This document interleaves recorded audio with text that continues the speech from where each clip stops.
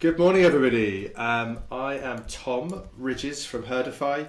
We are a behavioural science analytics tool, and today I am joined by John James, marketing expert, and we are going to talk through decluttering the marketing channel problem.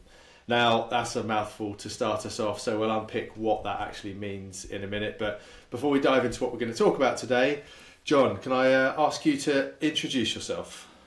Yeah, great. So, John, I specialize in commercialization strategy or growth strategy, whatever you want to call it, mostly for service organizations. I've worked in ad agencies, digital agencies, started my own agency, worked in Silicon Valley at a startup as a growth manager, client side, and now mostly I do advisory and consulting with a bit of getting my hands dirty every now and then on some projects. So yeah, I can go as deep as you want on some of these subjects, so I'll be led by you, but yeah, go shoot. Awesome. Well, I think that's why we wanted to record this. I know we've had a couple of chats offline, and actually what you talk about is really interesting. And to frame it, we look at the world from a behavioural science point of view, and how consumers make decisions. So therefore, we're relatively agnostic when it comes to channel, right? We're not marketers in that way. But when we speak to a lot of digital marketers, traditionally it can be quite tribal in that digital works this way and it can only be digital and, fuck everything else type thing. And the first time I heard you speak, it was sort of this almost clouds parting, ray of light, refreshing. You were like, digital's part of the conversation, but it's not just the conversation. You were sort of talking about how you can use digital as part of an integrated approach and, other ways to think about digital. And I think that's where this came from. And I guess how I'd like to kick that off really is in that vast experience you've mentioned there, like where do you see brands typically failing with channel selection? Yeah, look, there's a lot of bias that flows into this. But if I can summarize, I can pretty much predict which channels any company or that you will choose, and it's based on a couple of main factors. Okay, I'm going to run through them right now, so it's very clear. People choose channels that they are more familiar with than others, that they've used before, that are sold by vendors. And vendors only sell channels that are scalable and sellable. So they won't sell things they won't make profit margin off at scale. You'll buy things that are generally channels that are easy to measure and report on up the chain, and the ones that therefore have a clear sort of short-term value. And also you'd be very swayed by the things that are vogue or fashionable or have what I call buzzworthiness. And that's obviously a factor of the fact that they are politically favorable. And then last of all, probably the most pernicious of them all is that you'll pick the ones that you're already staffed for. So if you've got a content manager or a social media manager, you're not going to dump social media without having to fire somebody or content, right? So that creates this like sunk cost, which keeps people investing in channels that otherwise may not be great for achieving your objectives. So my point in the summary of that is that there's a lot of human and I would say organizational bias that comes into the channels you select, and generally the channels you select are not the most effective ones for achieving your objectives, ironically.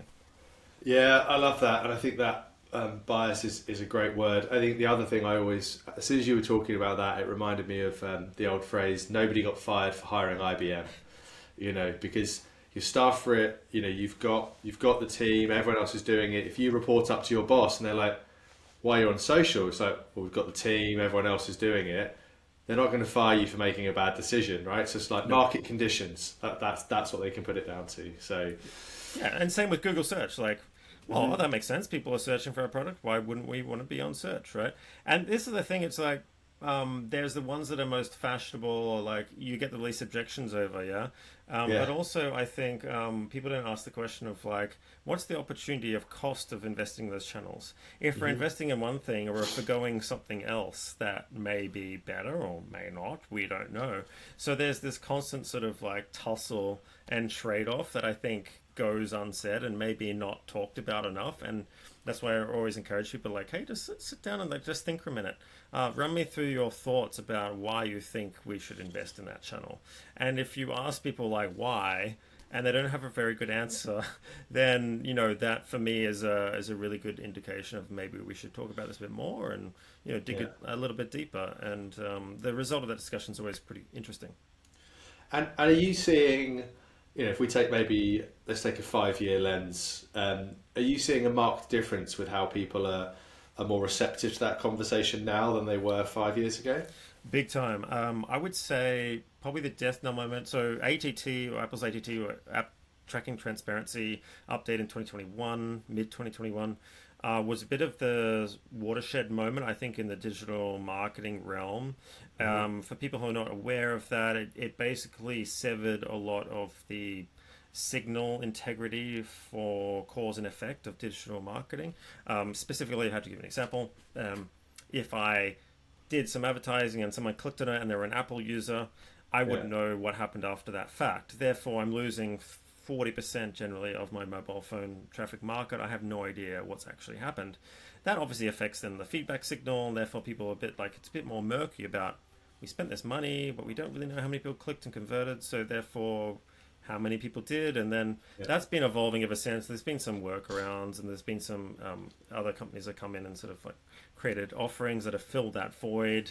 But really, the integrity of that process has been severed. And ever since that, the unit economics of a lot of some of these digital channels has been a bit murkier and less reliable than before. And that has taken a little while to filter down into the senior levels of an organization, right? Because those people don't understand how any of this works. So, but I think, the last couple of years, B2B's really noticed this. B2C's really noticed this. Like I always say, when's the last time you heard that news story of this stay-at-home mum that's created, this new DTC e-commerce business off the back of dominating Instagram or something? You do not hear about that at all, and you haven't heard that for at least 3 or 4 years. So that is a huge signal that the yield from some of these media are maturing or dying or flat, and therefore I think it's really opened up this discussion about, well, what else is there? Which is probably why we're talking about this. Yeah. And how do you help those brands take that next step, right? Because all of the good reasons you've just set out, and I think the biggest one is they're staffed for these channels, right? Yeah. Like how do you they may recognize as a problem, but how do you take them on that next step to using other channels or other approaches or different ways of thinking? If I was being honest, it's really, really hard. I bet. They say that, you probably know some behavioral science. Like once you've done something for 7 years or something, it's pretty much your behavioral patterns are set in stone. It cannot be changed. Your mind cannot be changed. Oh, it's extremely rare that you might as well not try to do it. I have tried in the past, but you're dealing with cultural reinforcement. You're dealing with staffing issues. You're dealing with years of behavioral reinforcement. It's really hard. The successful cases, though, and where I've seen some success, is starting from that measurement route in terms of improving the integrity or maturity of how they measure cause and effect or their investment in certain marketing initiatives. What I find is a lot of teams that are set in that old way of doing things are very much reliant on reporting from these advertising platforms themselves, which they're also investing in. So obviously there's an inherent conflict of interest there, right? Yeah. They're measuring their own homework and you're distilling that and putting it into a reporting system. That factor is sometimes overlooked, but anyway, so they're distilling that and they're going, hey, I put money in, this happened, therefore we should invest more in that channel. But obviously the more channels you invest in, the harder it is to kind of delineate, well, which one is contributing, which one isn't. And that's where these platforms love to hide in that sort of murkiness. And I think you really have to start by taking teams out of that digital attribution measurement mindset into more of a incrementality sort of based measurement system. So I'm going, I spend money here, I do a test, our core metric, did it go up or down, how much? So moving away from that digital attribution to more of a marketing mix modeling sort of mentality. And there's a couple of baby steps along the way, but that's the way I would start doing that. Okay, yeah, that's really interesting because I guess in our world we see that a lot, and we sort of lean on geo a bit because I think people will look at the channel, and actually if you can run your tests in specific geos, you can measure not just who's clicking the ad. I love your comment about them marking their homework, but actually more importantly, what revenue are we getting, or what other measurement do we care about in those geos, and you can sort of have have a cause and effect. Not a proper causal relationship with that, but it gives you more of more of an inclination, more of an indicator than otherwise. So Yeah, I mean, geo holdout tests are like one of the best. That's where I'd start with most companies. Like I would say, do this in a suburb or a DMA or a small town or something, right? And do your experiment there, and then prove it, and then roll it out to your other DMAs, your other multiple cities or regions or whatever, right? And that's where geo is so cool for those holdout tests. I don't know if it's getting a bit too advanced for people, but like the most sophisticated businesses in the world, and I was speaking to Canva's head of research, and that's what they do, geo holdout tests. So, right, learn from the best. and they're doing that across all channels, like digital as well. Yeah, a lot of companies back in the day even used to do like test markets in smaller or satellite cities or suburbs, and they'd test the experiment they're doing, validify it, and then roll it out. It's a really good way of containing the risk and doing a bit of a pilot study there. So I'm a huge fan of Geo. Yeah, it's funny, and I don't want to kick too much dirt at the channel owners, but you notice that the big channel owners try and advise against using Geo. They're almost like, let us figure it out. And I'm like, well, yeah, okay, we'll just let you spend our money blindly, shall we? And it's like actually putting some robust testing in place, which Geo is a good version, as you say, allows us to say, well, is it working, and what's the incrementality? And also important, what other channels can enhance digital, and how do they work together? Because is that the other part of the conversation you're now having with people about, how they don't work independently, they work together? Are people getting on board with that? Yeah, there is obviously that just makes it harder and more complex to measure, and that's the trade-off, right? So Yeah. I always say, look, let's prove this, and like as you say, platforms hate you doing this, right? So they and your agency vendors will rally against this generally, but like generally you want to test one variable in a specific sort of isolated environment, and then test the uplift. And then go, okay, did that work or not? And then try it again, add more channels or whatever, right? And they don't want to do that, or they don't want their own homework sort of measured that independently, because it'll expose any wastage that's in the system. So they're always going to argue against that. But you should do it. And then, yeah, in terms of the layering effect of different channels, obviously you get synergy in that. You'll get diminishing returns as well, right? But it's this layering effect of like a growth curve that goes up. There's a really good graph if you want to see it. I think it's what is the blog called again? Jason is his name. He's like WP Engines founder, head of growth or something. But anyway, he's got this sort of graph of this elephant graph of this layering of the channels on top of each other, and they all hit sort of diminishing returns. So generally, most businesses will like exhaust one channel or will sort of peter off its yield, and then you want to add something else and something else to maintain that growth trajectory up from the left and to the right. And that's where this layering effect comes in. But obviously, you need to have a more sophisticated measurement system for that. Yeah. And the other angle that I guess people talk about a lot is, brand versus performance, and, digital being a performance channel, and, other things being brand. Like, do you see that delineation, that one is for one is the other, or do you sort of see it as a more holistic thing? Like, where do you sit in that argument? No. That's a really lazy way of thinking about it. There are certain evidence for large format video being more effective at that branding or that memory imprinting process, obviously just because of the richness of that experience. So cinema, you got big screen, you've got really cool audio. Obviously the potential branding from that could be higher than you flicking through 60 ads on your Facebook feed, right? And like maybe coming up as an impression, but not really registering in your brain. So there's an argument for that. But I think what's get lost in this is this sort of polarization of brand versus digital channels or brand versus performance, which really doesn't exist. So I'll give you a really quick example. Google and Facebook both account for $500 billion of global advertising spend per year. So they're two of the most far-reaching, broadest-reaching channels in the world. Yet sometimes people like to lump them into a performance channel that isn't branding, that isn't long-term. That's a pretty weak argument. So don't buy into this polarization of channels. They all have their strengths and weaknesses. You could use them for different things. It's more important how you use them than which ones you choose often. But obviously there's a big caveat to that. Depending on your audience, like they're going to be maybe more partial to some than others. Like do your research at the beginning. Yeah, yeah. It's interesting to hear you say that because that's something we come up against a lot. Because again, we covered it from how do consumers find out about things, right? And you're more likely to become aware of something if someone around you uses it. Yes. I always talk about if my friends buy a red Mini, all I see driving around is red Minis everywhere, right? There's no more red Minis on the road. Your brain just unfilters things that are now Confirmation relevant. bias, right? Yeah. Yeah, Yeah. and it's the same with a brand. Like a brand could stick a billboard or something branding, where I live, but I'd probably ignore it. But if someone had said to me, "Hey, I've just tried this new drink," then I see the same media, and that could be offline, it could be digital, and all of a sudden I'm like, "Oh, there's a brand impression, right?" And Yeah. actually, you've got to work with the brain.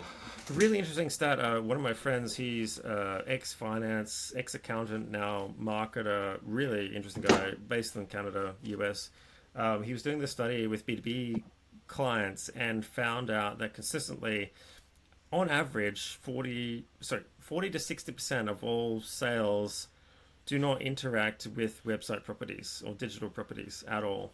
So they're all Yeah, done like not through yeah, social or search or whatever. So all these companies, these B2B companies that are spending most of the money like creating leads to a website page that then converts into whatever, that's a yeah, lot of the indoctrinated people that have bought into HubSpot and all those other digital agency sort of narratives.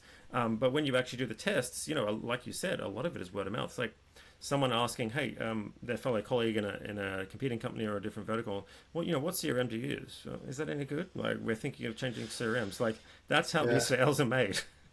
Yeah, well, we use Asana in our business, and on paper, what people would say I did as a logical person is got a spreadsheet, visited all the product sections, documented their features, documented their prices, and made a rational decision. What I actually did was phone three or four mates I also know that run businesses and go, Exactly. guys, what tool do you use? One person said Monday, three said Asana. I bought Asana. It was as simple as that, I right? love it. And that's the bit. And That's how it works. that's how it works. And do you know what? Business people get quite offended. I think they get this logic when you talk about consumers, but they like to think as business people that no, we're all super rational. It's like we're all human beings. Thought is expensive. I Yeah. think Daniel Kahneman's quote was it thinking is to humans as swimming is to cats. We can do it, but we'd rather not. Yeah. So whether in business situation or consumer situation, we don't like to think, so therefore we have to be more open to how Well, consumers it's make like, decisions. why would I go through this whole filtering and research process on a product when I can literally, like you did, spend 10 or 20 seconds talking to three people at a time going, hey, what's your opinion on this? They've already done that filtering for me. They're using it. I'm making a lower risk decision, spending Yeah, way less time doing that and getting a result that's going to be like a low risk result for me. So like, why wouldn't I do that? It doesn't make any sense. And it's funny. When you're talking to these people in their own business, they go, no, our customers don't make decisions like that. And you're like, and then I ask them, okay, so how did you make the decision on that thing that you just bought, or that jacket you just bought, or that shoes, or why do you use Gmail instead of Microsoft? Oh, because my wife bought it for. Oh, because we already use that in the office. Oh, because, and they basically say everything except the process that they're arguing for. So I'm like, yeah, well, you kind of just prove yourself wrong. But it's that it's that yeah. weird dichotomy that goes on that you kind of have to politely dig down a bit and refute. Well, and do you know what? What you've illustrated there is a great example of how bad we are at making decisions because we actually don't acknowledge most of our decisions until someone like you says, "Why did you do that?" And they're I like can't the explain awkward, it. yeah, shifty eyes, like, yeah, valid point. And Yeah, yeah. does that then help you, like, when you have that conversation? Does that then help you say, "Look, I'm not saying switch digital off, but let's bring something else into the Yeah, mix." yeah, Is yeah. that a good sort So of gateway? I'm a big proponent of like being as neutral as we can, and I Yeah, always like bring them back to like, hey, it's not what I think, and with respect, it's not what you think either, right? Because as soon as we work in the business, we're conflicted, and the longer we work in the business, the more we have these kind of goggle or rose-tinted glasses on, and we forget what it's like to be that person at their initial stage, not knowing what we know, and they yeah, act very differently, our prospective customers, than how we think we do. And the longer we work in the business, the more disparate that perspective gets. So I always try to take them back into asking them about, okay, let's not talk about your product. Let's talk about some other product that, here's an example. Like you want to buy a wine. What's a good wine? What's the difference between Chardonnay and Pinot Gris? can't explain it. What brand do you want? Like, so I always use a proxy there, smart. and then Yeah. that's a really good way of like maybe opening the conversation for that perspective shift. But it's hard. I think one of the biggest constraints is like just take ourselves out of our condition. Like, let's be honest about our own biases, right? We all have them. I have them. You have them. Whatever. Let's just do some research with our clients, and in about 10 or 20 interviews, like I did last week with a client, actually, really interesting. I filmed interviews with all their employees and figured out like, why do you like working here? It was for like I was producing a video for like, you know, an about us video for a B2B company, Okay. right? And Yeah. so I interviewed all 15 people, like just random people, like a selection of their 60 employees. And then, you know, I recorded everything, shoved it through AI, transcribed it, whatever. And they summarized, like, hey, what are the reasons for working here? And it was very interesting how different that was from what HR thought. There's the reason why people got hired. Like, there's some similarities. There were also some key points that was revealed from that process that they were not privy to, which I think we're now going to add onto the careers page and some of our messaging around hiring, which are super strong. And now we've got video evidence of that. So I encourage a lot of businesses, do that same thing for your customers. Like, go and watch 10 people, go and record 10 qualitative interviews. And from that, you will learn way more evidence that you can bring into these discussions instead of just resting on our own assumptions. It's so powerful.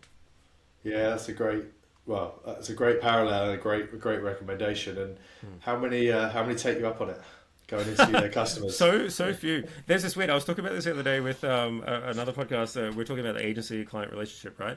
And it's just really funny in this agile project management kind of project management based, like you said, Asana or whatever. We're automatically skipping the first two critical steps of strategy by using these task based management programs for doing our outputs. And what it does is we become task monkeys and we become output junkies. And we do that because there's political visibility in us completing tasks that are tangible, that people can see that we're being productive. I get it. But like that does not always result to the achieving the outcome that you want. And you skip two steps that are really critical. One is the research or diagnosis phase, right? Where you gather research and go, what's actually happening here, or how do people react?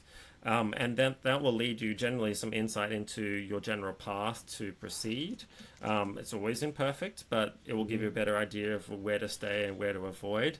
And then you execute, and then you measure, and then you roll that back around itself, and you keep doing that in cycles. That's a basic strategy process. And I think a lot of teams like skip those first two steps, and they just go, hey, I've got this idea, let's do this. Oh, it didn't work, let's do this. It didn't work. Oh, let's do that. Oh, it worked. Let's do this.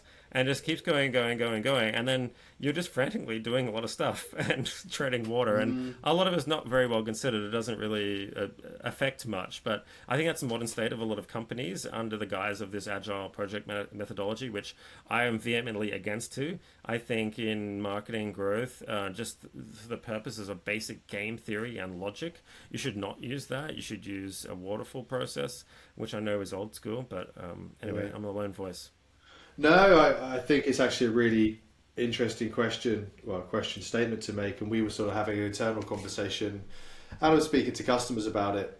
Like when it comes to creativity specifically, to your point, I think we're starting to measure creatives on the volume of output rather than quality. And actually, to be creative, that might involve going for a 3 hour walk, right? And letting your ideas and percolate and come up with something, and then you've got an hour laptop time, right? But actually, a lot of businesses just reward the hour laptop time and go, well, you ain't done an hour on your laptop today, like. Well, actually, they'd rather see 10 half-baked images, and as you say, roll it out quickly, get it moving, spend the money because it's tick. We've done the creative, we've done the campaign, it's live, we're spending money, and then at the end they're like, why is it not delivering? Yeah, Because we've not.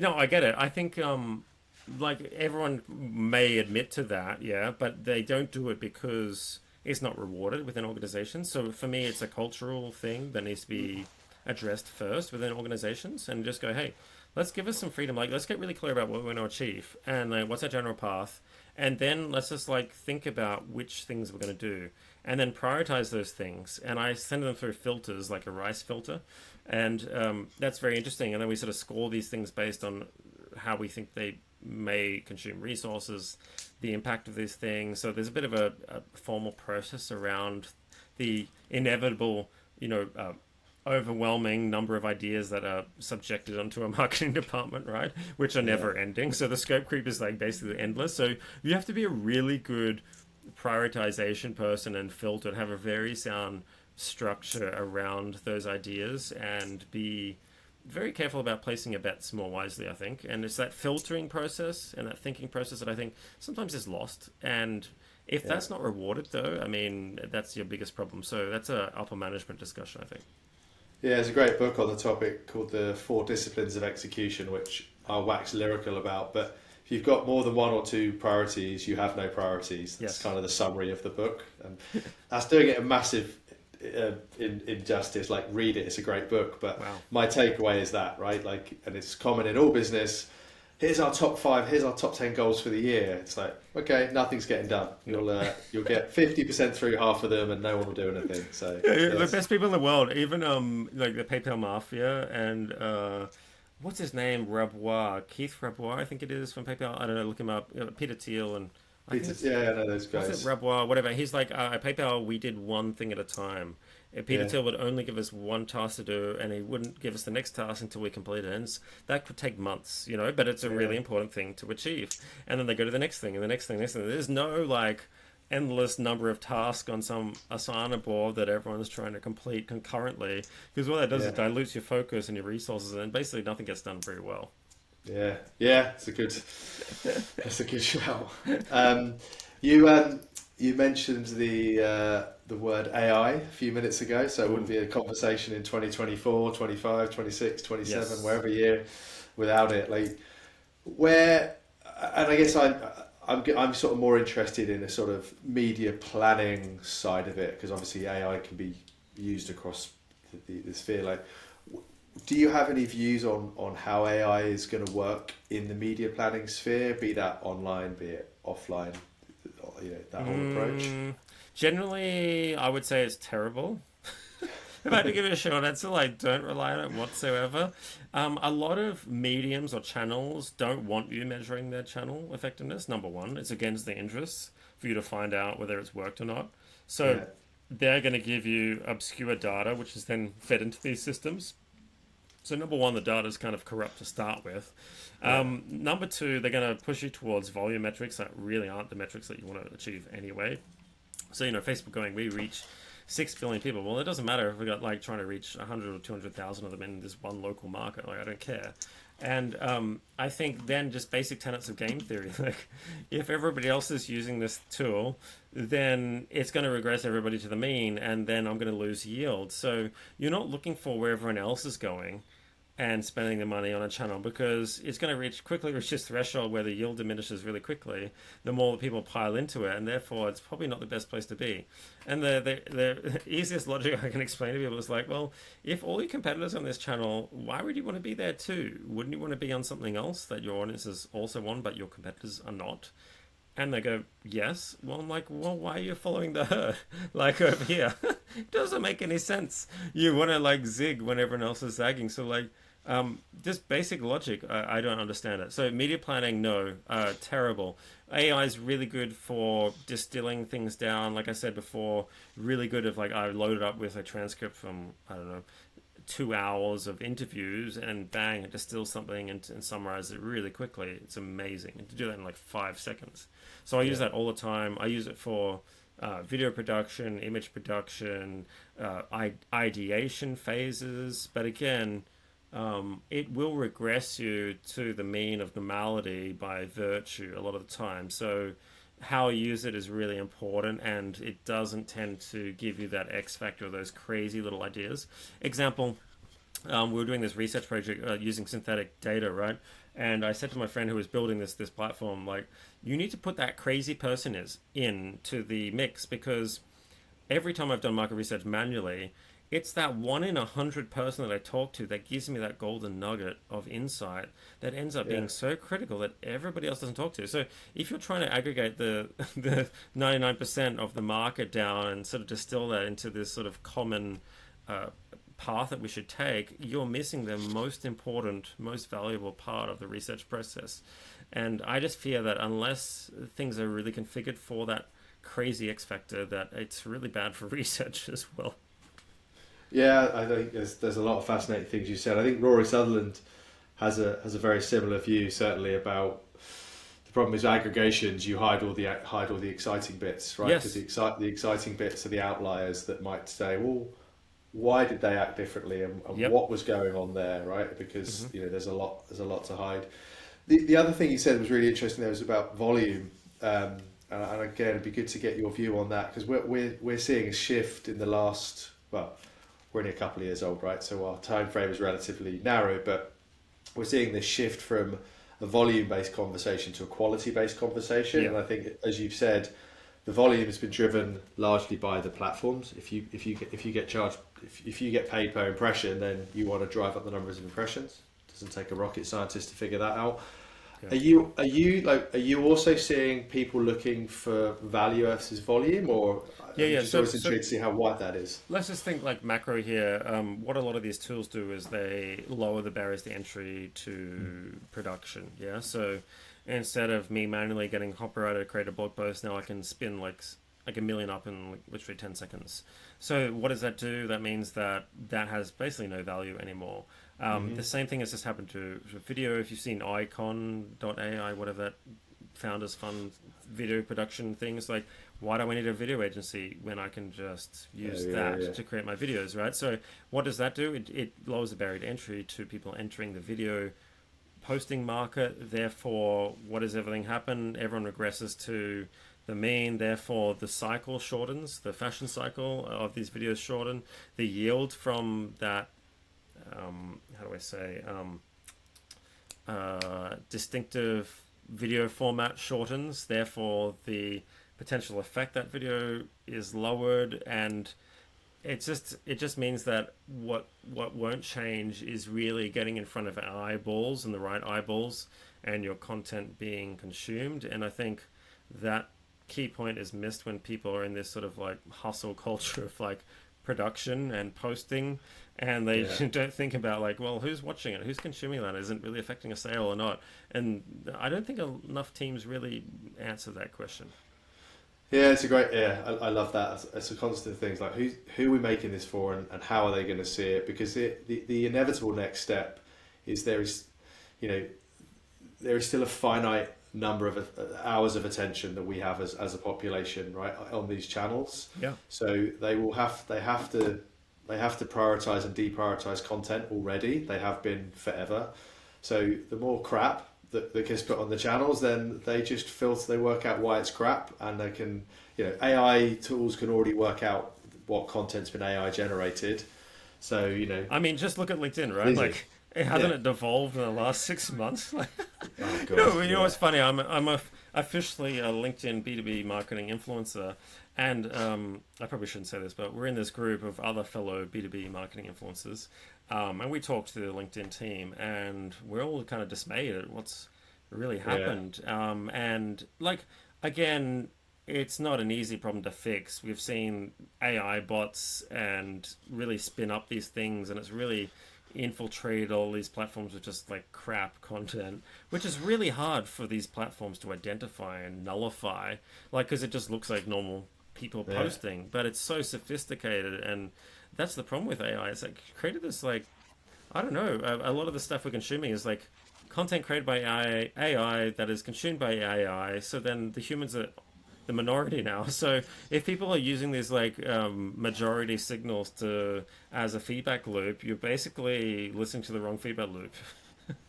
Yeah, you've basically got social media platforms with nobody on them, AI generating the content, AI doing the commentary, AI consuming the content. and everyone using else that is as a offline down basis. the beach.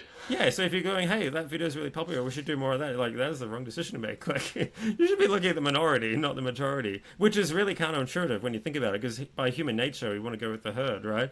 So, like, maybe that's, with Herdify, that's, like, the one exception you should really think about. What's human, what isn't.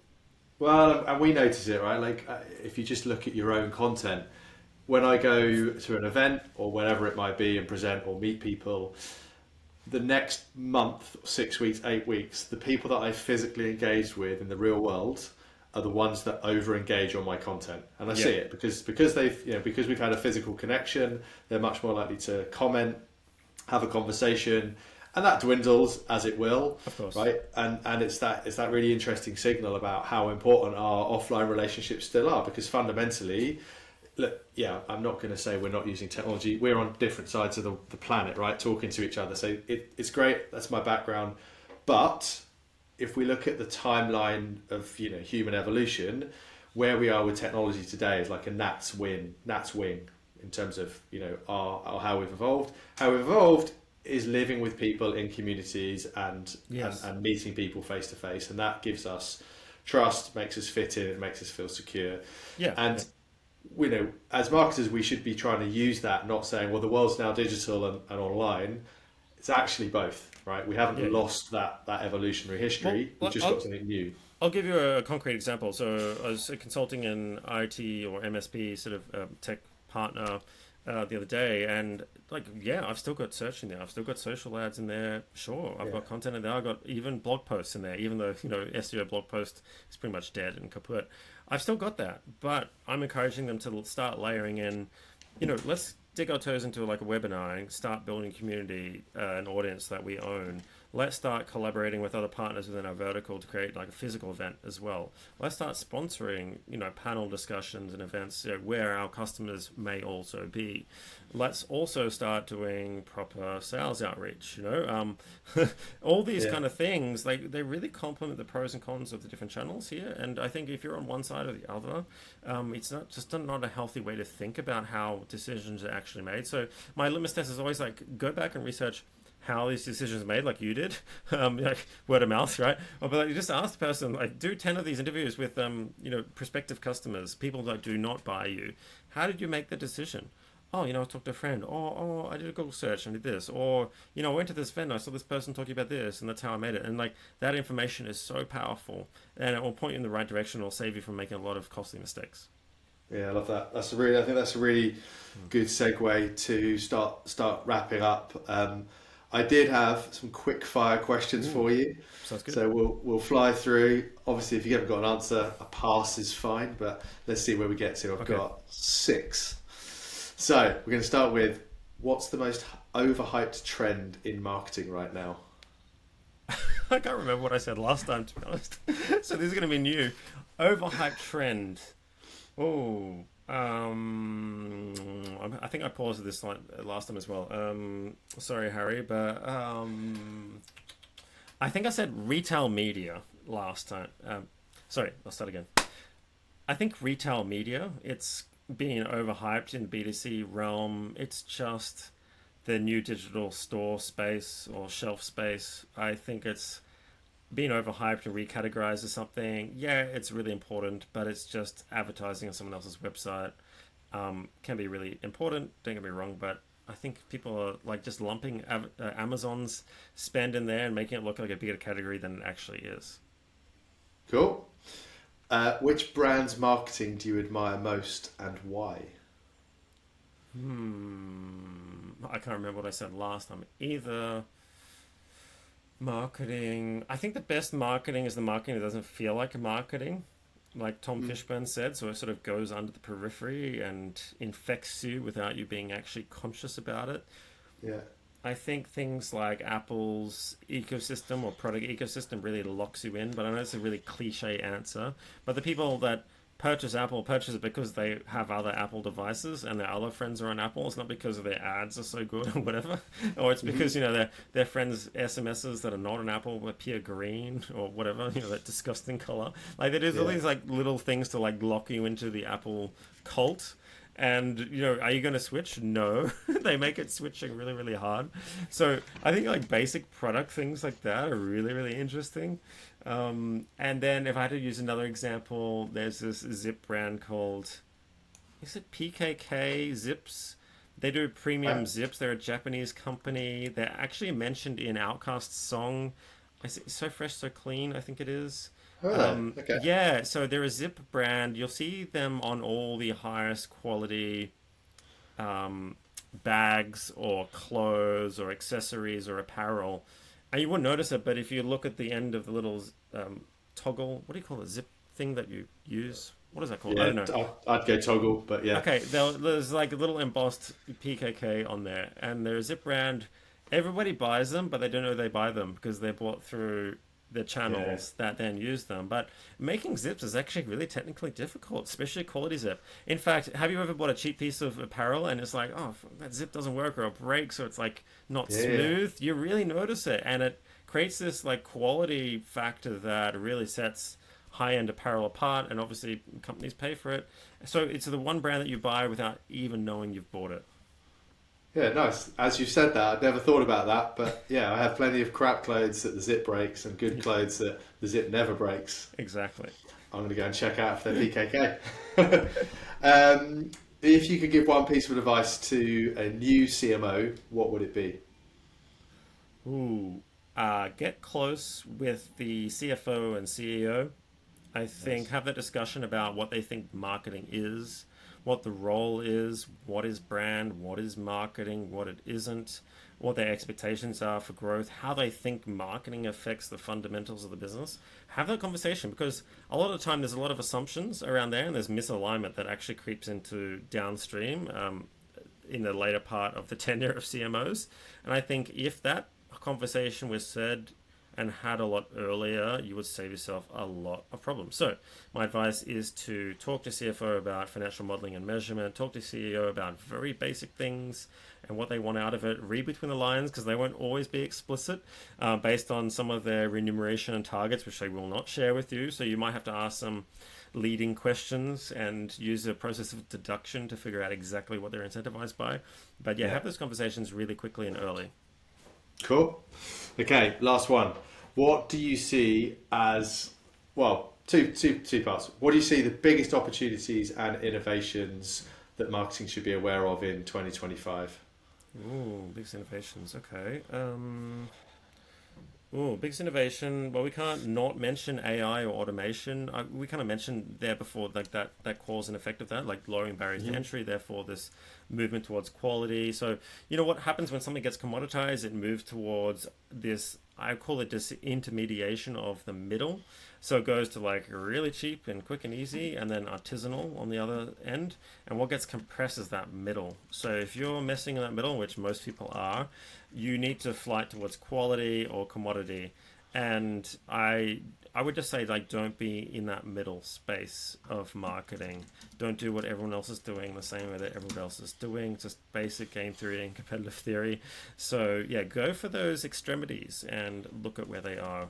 I know that's kind of like buzzwordy Simon Sinek sort of generalist advice, but I think that should be your guiding star with the use of AI and some of those automation technologies that everybody is using. Great. So look, I think that's a good place to wrap it up and end. So thank you very much, John, for jumping on. I think it's a really No good problem. conversation. I can't quite believe that that's been as long as it's been as Yeah, we're that was fun. approaching our time. I guess for me, sort of key takeaways. I think bits I loved is how you opened in that. I think our organisational biases are keeping us in boxes of we're doing what we've always done because we're set up to do what we've always done, and that's potentially stopping us think differently and achieve growth. That's being compounded by the bit you've just talked about there because we're all doing what everybody else is doing. So we sort of need to look at the extremities, stand back, look at what the opportunities, look where people aren't, zig when others zag. Agree. Same. It sounds very seven. Let me do that again. We need to zig where others zag. It sounds as you've just said, like full of buzzwords, but I think it's a really important principle of what we've talked about here of just thinking differently. And I think the other kind of key piece alongside all the other pieces is focus on less. We're so focused on trying to do too much as marketing Yeah. that actually stepping back, taking that time to focus on, very little and thinking differently is probably what's going to give you, your advantage moving forward as opposed to just hunkering down, doing what you've always done and kind of following the herd. So, which is always ironic because I'm always saying following the herd is a good thing. But actually, when I think it comes to corporate differentiation, following the herd is an opportunity. Don't follow the herd when it comes to your competitors as a herd. Use the herd principles of your market to your own advantage. I think is the key point there. I can't add to that, so we're going to say goodbye. That's a great ending. So, John, thanks very much for great chatting, and see you next time. Thanks again. Thank you very much. Cheers. Bye.